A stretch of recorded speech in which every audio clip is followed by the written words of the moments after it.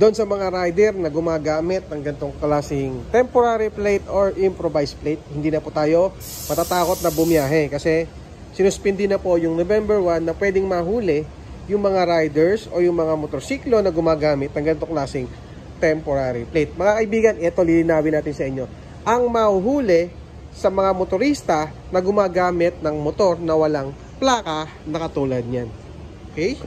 So, ito po, subject po talaga to na pwedeng matikitan, magkaroon ng violation at magmulta ng 5,000 pesos. Kasi nga po, wala po siyang nakalagay na kahit ano sa kanyang motor.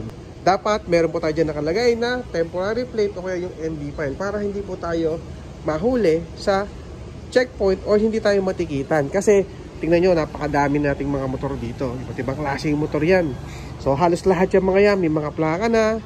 Okay, ito may puti, may mga violet. Yan yung mga violet kasi yun yung mga latest o yung pinaka plaka talaga ng NC yan po talaga yung mga plaka ng Region 4A. At sa mga nagtatanong naman kung pwede ba raw palitan yung mga ganitong klaseng plaka, pwede po yan, nasa sa inyo po yan kung gusto nyo papalitan or hindi. Pero hindi naman po hinuhuli yung ganyang klaseng plaka, yung green plate po, hindi po nahuli yan. At pati po yung mga 7 digit, hindi rin po hinuhuli yon. Okay? Para sa kalinawan po ng lahat.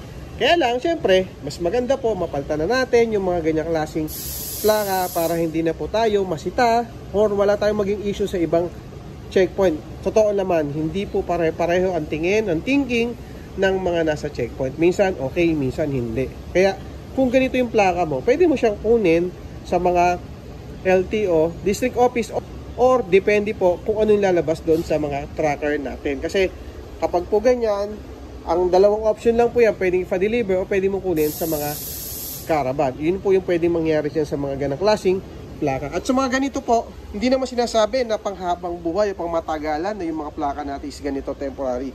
Suspension lang po yun. Ibig sabihin, anytime or any moment, pwede na po unin lang ibalik yun. Kaya kung ikaw ay gumagamit ng ganito, mas maganda ay kumuha ka pa rin ng plaka.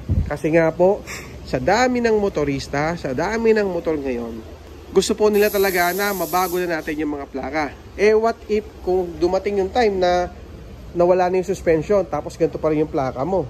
Di possible na pwede kang mahuli, matikitan, at magmulta ka ng 5,000 pesos. Okay? So, para sa lahat din, i-clear natin at lilinawin, sa mga caravan po, yung mga 2017 pababa, yung pwedeng makakuha ng mga bagong plaka.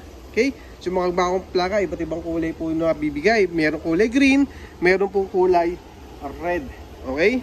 So, kasi yun po yung binibigay ngayon ni LTO. Pero pag puti naman, mga kaibigan, ano ba ganyan? Kulay puti. Tapos yung kulay puti na ganito, yan po, ang mga yan ay sa NCR. Okay? So, mga kaibigan, maraming salamat po sa pagsuporta. Inulit ko, may caravan po na tayo laging pinopost. Yung mga 2017 pababa, mga kaibigan natin, ay makakakuha po yan ng mga bagong plaka. Okay, so yun. Maraming salamat sa mga sumusuporta kay Papa Henry. Ayan, daming motor. Gaganda ng mga motor nila. Okay, maraming salamat and ingat po tayo palagi. Bye-bye. Thank you.